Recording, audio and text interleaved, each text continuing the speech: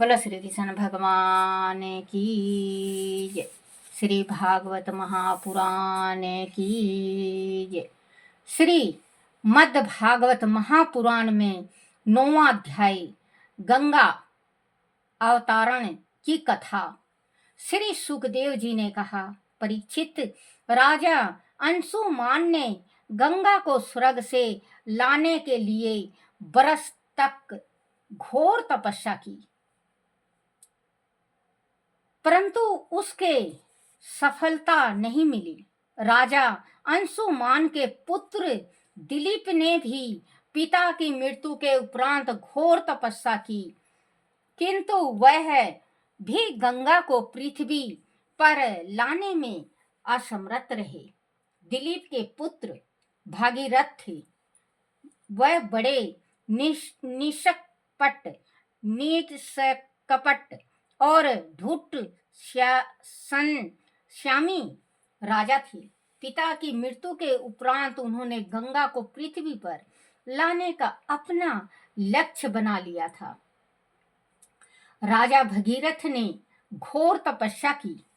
उनकी तपस्या से प्रसन्न होकर गंगा जी ने उन्हें दर्शन देकर वर मांगने के लिए कहा। इस पर भागीरथ ने उनसे पृथ्वी पर चलने की प्रार्थना की। गंगा जी ने कहा, भागीरथ, मैं पृथ्वी पर आ सकती हूँ, परंतु पृथ्वी पर गिरते समय मेरे वेग को रोकने वाला भी कोई होना चाहिए, अनाथ मैं पाताल में समा जाऊंगी। भागीरथ ने कहा, माते, भगवान रुद्र आपके वेग को अपनी जटाओं में रोक सकते हैं। मैं उनसे प्रार्थना करता हूँ। ऐसा कहकर राजा भगीरथ भगवान रुद्र की उपासना करने लगे। उनकी उपासना से प्रसन्न होकर भगवान रुद्र ने राजा भगीरथ की प्रार्थना स्वीकार कर ली और जगत के कल्याण के लिए उन्होंने गंगा को अपने शीश पर धारण कर लिया। गंगा का जल वहां एक विशाल झील में एकत्र होने लगा। तभी से भगवान रुद्र को भगवान शंकर कहा जाने लगा और जगत के कल्याण करता भगवान शंकर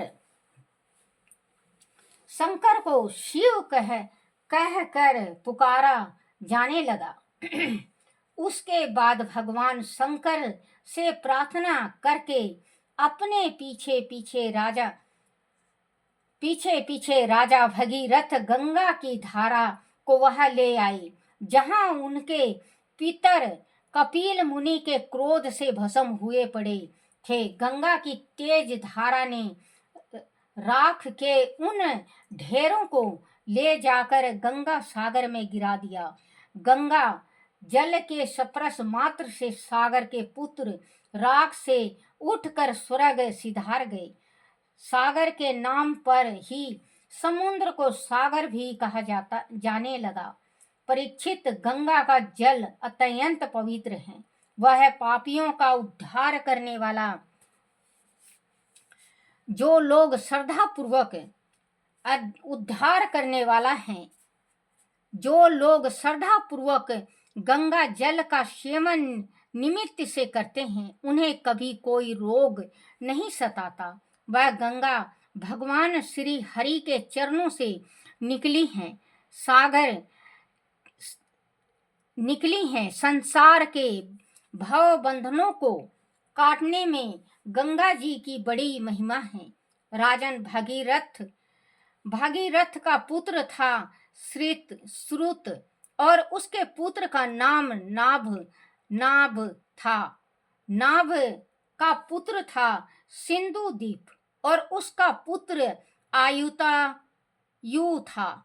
आयुता का पुत्र ऋतुपर्प था। वह राजा नल का परम मित्र था। उसने राजा नल को पासा फेंकने की विद्या सिखाई थी।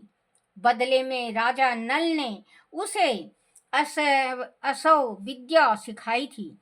ऋतुपर्ण पर्णा का पुत्र सर्वकामा हुआ और उसका पुत्र सुदास हुआ। सुदास का पुत्र सोदास वशिष्ठ ऋषि के श्राप से राक्षस हो गया था। वह संतानहीन था। राजा परीक्षित ने पूछा, मुनिवर, गुरु वशिष्ठ ने सोदास को श्राप क्यों दिया था? कृपया बताने की कृपा करें। श्री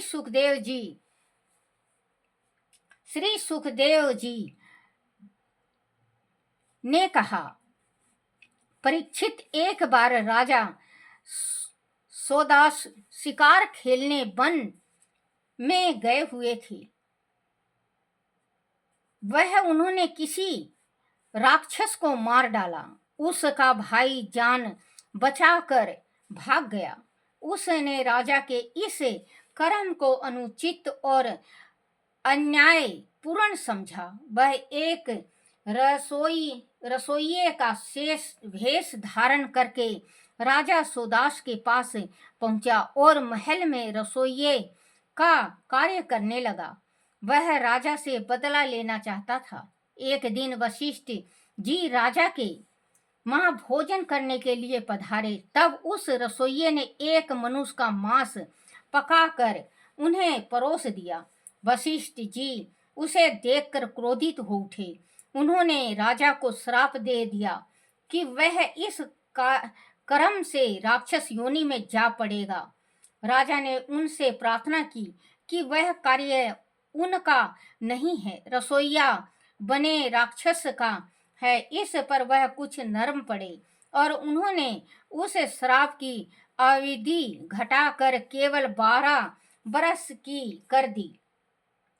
इस पर राजा सोदास को क्रोध आया कि उन्हें अकारण ही वह श्राप भोगना होगा। उन्होंने स्वयं भी वशिष्ठ जी को श्राप देने के लिए हाथ में जल उठाया तो राजा की पत्नी मदयंती ने उन्हें रोक दिया। तब उन्होंने हाथ के जल को अपने पैरों पर गिरा दिया। उससे उनके पैर काले पड़ गए। इसी से उनका नाम मित्र सहा और कलमा सपद भी पड़ गया।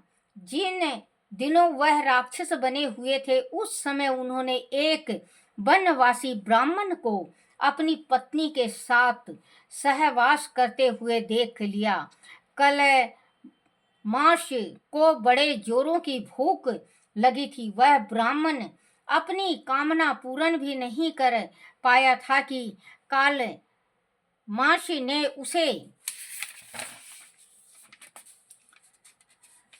उसे पकड़ लिया। इस पर ब्राह्मणी ने उससे कहा, राजन, आप राक्षस नहीं हैं, आप महारानी दयावंती के पति और इक्ष्वाकु वंश के वीर महारथी हैं। आपको ऐसा अधर्म नहीं करना चाहिए। मैं संतान की कामना से अपने पति के साथ सहवास कर रही थी। हमारी कामना अभी पूर्ण भी नहीं हुई कि आपने मेरे पति को पकड़ लिया। आप उन्हें छोड़ दीजिए। राजन, मनुष्य का वह शरीर धर्म, अर्थ, काम और मोक्ष चारों पुरुषार्थों की प्राप्ति करने वाला है। इसीलिए इस शरीर की हत्या करने से चारों पुरुषार्थ की हत्या मानी जाती है। फिर वह तो विद्वान ब्राह्मण है, तपस्याशील आदि गुणों से संपन्न है। आप शक्तिशाली हैं और धर्म के महत्व को जानते हैं। आप प्रजा के पिता हैं और पिता के हाथों पुत्र की मृत्यु उचित नहीं है। आप जैसे श्रेष्ठ राजा के हाथों मेरे श्रेष्ठ महर्षि पति का वध किस प्रकार से भी उचित नहीं है। यदि आप उन्हें मारकर खा जाना चाहते हैं तो मुझे भी मारकर खा जाइए, क्योंकि अपने पति के बिना मैं भी जीवित नहीं रह पाऊंगी। ब्राह्मणी के करुणापूर्ण वचनों को सुनकर भी श्राप के कारण राक्षस बने राजा सोदास ने उन पर कोई ध्यान नहीं दिया और उस ब्राह्मण को मारकर ऐसे खा गया जैसे कोई बाघ किसी पशु को खा जाता है। ब्राह्मणी को इससे बड़ा शोक हुआ। उसने राजा को श्राप दे दिया। उसने क्रोध में भरकर कहा, रे पापी, काम से पीड़ित, तूने मेरे पति को मारकर खा लिया। मूर्ख, जब कभी तू अपनी स्त्री से सहवास करना चाहेगा तभी तेरी मृत्यु हो जाएगी। राजा को श्राप देकर ब्राह्मणी अपने पति की अस्थियों के साथ ही चिता में जलकर सती हो गई। 12 बरस बीत जाने पर राजा सोदास श्राप मुक्त हो गया और फिर से राजपद प्राप्त कर गया। उसकी पत्नी ने राजा को कभी अपने पास सहवास की इच्छा से नहीं आने दिया, क्योंकि उसे ब्राह्मणी के श्राप का पता था। इससे राजा को कोई संतान नहीं हुई। तब वशिष्ठ जी ने अपने तपोबल से रानी मदयंती को गर्भ धारण कराया, किंतु वह गर्भ 7 वर्ष तक बना रहा।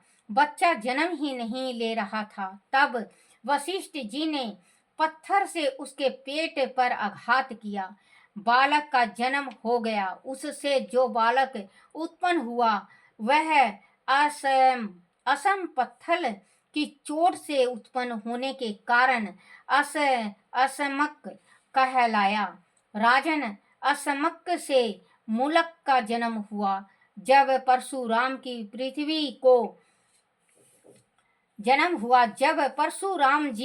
पृथ्वी को क्षत्रिय विहीन करने पर तुले थे, तब उनकी माता ने उसे छिपा कर रख दिया। इसी से उसका एक नाम नारी कवच भी हुआ। वह मुलक इसीलिए कहलाया क्योंकि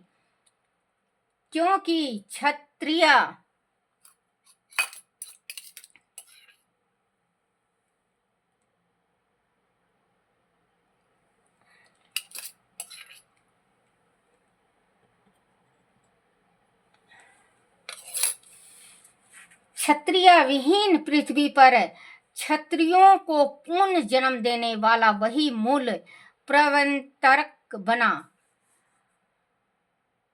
मूल के पुत्र हुए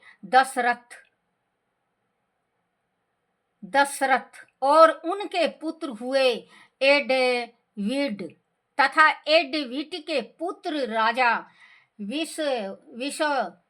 विश्ववसह हुए। उनके पुत्र ही चक्रवर्ती सम्राट खट्टवाग हुए। युद्ध में उन्होंने कोई जीत नहीं सकता था। देवताओं की प्रार्थना पर उन्होंने दैत्यों का वध किया था। वह भगवान श्री हरि के बड़े भक्त थे।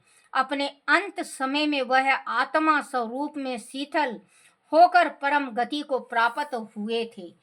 बोलो श्री कृष्ण भगवान की जय हो। श्री कृष्ण गोविंद हरे मुरारी, हे नाथ नारायण वासुदेवाय, हे नाथ नारायण वासुदेवाय, हे नाथ नारायण वासुदेवाय। बोलो श्री कृष्ण भगवान की जय हो। आरती श्री भागवत भगवान की है आरती, पापियों के पाप को है तारती। आरती श्री भागवत भगवान की है आरती, पापियों के पाप को है तारती। बोलो श्री कृष्ण भगवान की जय हो। अपने अपने माता पिता की जय हो। अपने अपने गुरुदेव महाराज की जय हो। हे मेरे कन्हैया, हे मेरे बंसी वाले, हे मेरे गिरधर, हे मेरे मुरारी, हे मेरे मोहन, मेरे से कोई भूल हो जाए, गलती हो जाए, टूटी रह जाए, मुझे क्षमा करना, क्षमा करना, क्षमा करना, दया करो, दया करो, दया करो, कृपा करो, कृपा करो, सुख शांति दो। अपने अपने माता पिता की जय हो, अपने अपने गुरुदेव महाराज की जय हो। बोलो श्री कृष्ण भगवान की जय। श्रीमद् भागवत महापुराण की जय हो।